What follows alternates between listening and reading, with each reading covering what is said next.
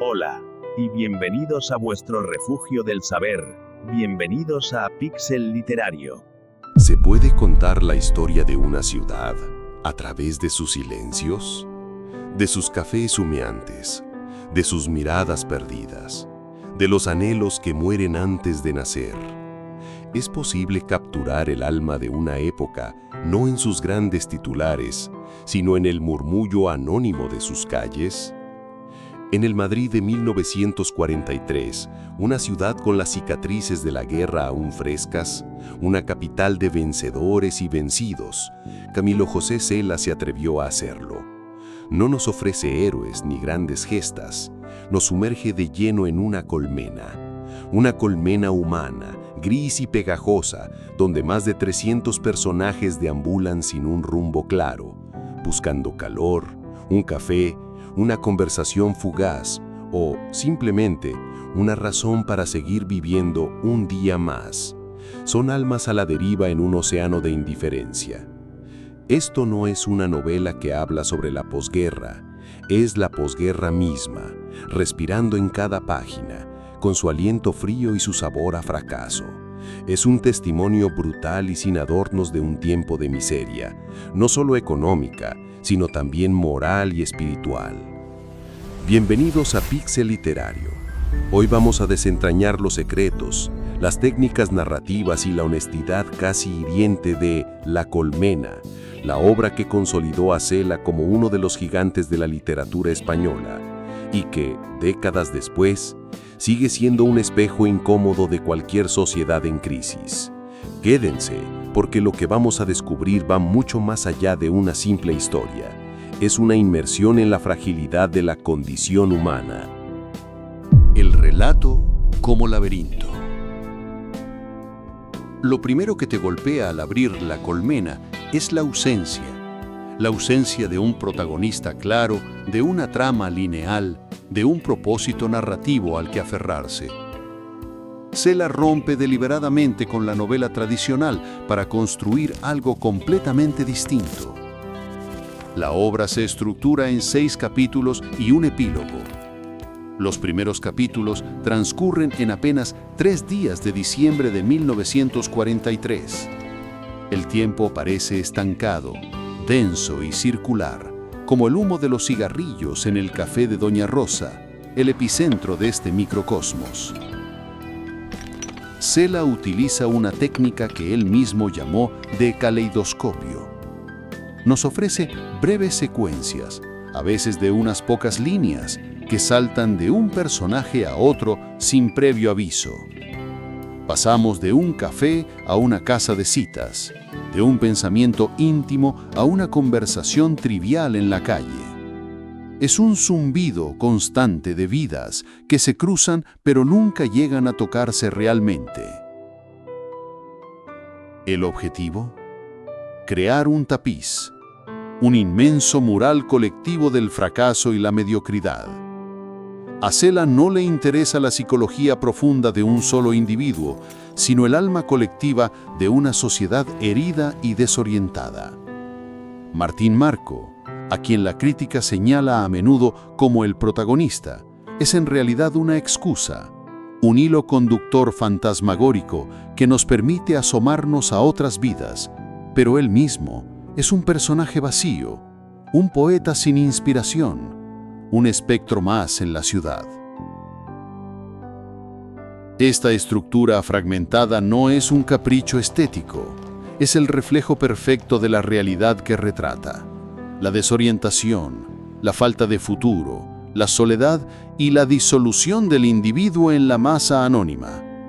Los personajes son como abejas en una colmena sin reina ni propósito, moviéndose por pura inercia, atrapados en un laberinto de calles y de días iguales.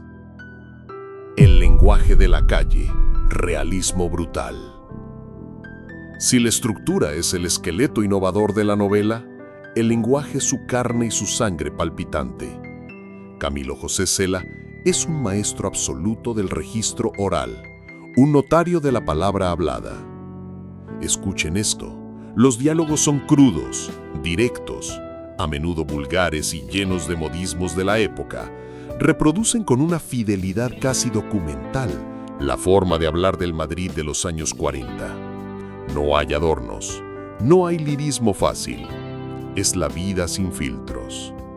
Los personajes hablan de lo que les preocupa de verdad, el dinero que no tienen, el hambre que sienten, el sexo como mercancía o escape, y una soledad que lo impregna todo.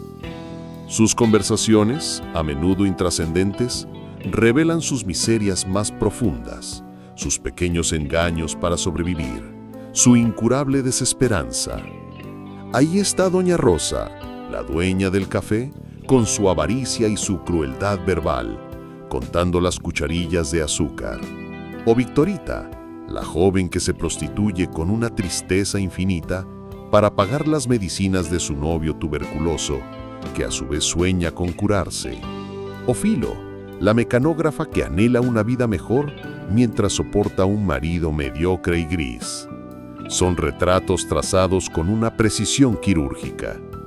Cada uno de ellos es un reflejo de esa faceta de esa España famélica y moralmente devastada. Cela no los juzga, simplemente los presenta con sus flaquezas y sus contradicciones.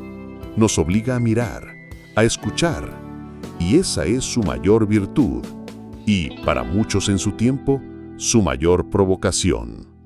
El llamado tremendismo de Cela no está en la exageración, sino en la exposición sin anestesia de una realidad que muchos querían ignorar. El hambre y el sexo, los motores de la colmena. En este universo estancado y sin horizontes, solo dos fuerzas primarias parecen mover a los personajes: el hambre y el sexo. Pero ambos instintos están despojados de cualquier romanticismo o placer. El hambre es una presencia constante, casi un personaje más. La necesidad de conseguir una peseta para un café, para un bocadillo, para aparentar una normalidad que no existe. El hambre define las relaciones, humilla, corrompe y pervierte. La comida no es un acto social ni un placer, es una obsesión, un objetivo diario para la supervivencia. Y el sexo es su contraparte oscura. No es una expresión de amor o de pasión, sino una moneda de cambio, una vía de escape fugaz, una humillación o un acto mecánico y triste. Las relaciones amorosas son casi inexistentes. Lo que hay son transacciones. El deseo es clandestino, teñido de culpa y necesidad. Se vende el cuerpo por un plato de comida o por un poco de calor efímero en una pensión helada. Cela nos muestra con una crudeza implacable cómo las necesidades más básicas del ser humano, cuando no están cubiertas, lo degradan todo. La moral, la dignidad, los sueños, la solidaridad, todo se disuelve ante la urgencia del estómago y la soledad del cuerpo. La colmena no es un lugar de trabajo y cooperación como en la naturaleza. Es un espacio de competencia feroz y solitaria, donde cada uno lucha por su pequeña y miserable porción de vida, sin importarle el de al lado. La censura y el legado, más allá de la polémica. La Colmena fue publicada por primera vez en Buenos Aires en 1951. ¿Por qué tan lejos de casa? La razón es simple. La censura franquista la prohibió tajantemente en España. La calificaron de inmoral, pornográfica y pesimista. Pero, ¿era realmente por sus escenas de sexo explícito que hoy nos parecerían hasta ingenuas? No, lo que la censura no podía tolerar era su pesimismo radical, su retrato implacable de la miseria moral y material de la posguerra. La novela era un espejo demasiado fiel de la realidad que el régimen quería ocultar bajo desfiles militares y discursos triunfalistas. Era una bofetada a la propaganda oficial. Hoy, La Colmena es mucho más que un documento histórico o una novela polémica. Es una obra maestra universal sobre la condición humana en tiempos de crisis. Su técnica narrativa, Ese montaje casi cinematográfico influyó a generaciones enteras de escritores en España y Latinoamérica. Su visión descarnada de la sociedad sigue siendo dolorosamente actual. Nos enseña que las grandes tragedias no siempre se componen de grandes eventos, sino de la suma de miles de pequeñas vidas rotas, de sueños aplazados y de la silenciosa desesperación que se esconde detrás de la rutina diaria. ¿Qué personaje de La Colmena te ha impactado más? ¿Crees que la sociedad actual, con sus crisis y su individualismo, se parece en algo a esta colmena de Cela? Déjanos tu opinión en los comentarios. Nos encanta leerte y crear debate. Si te ha gustado este análisis profundo y quieres seguir explorando las obras que han marcado la historia, no olvides darle a like, suscribirte a Pixel Literario y activar la campanita.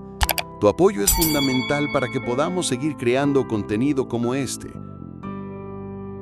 Hasta la próxima, amantes de las letras.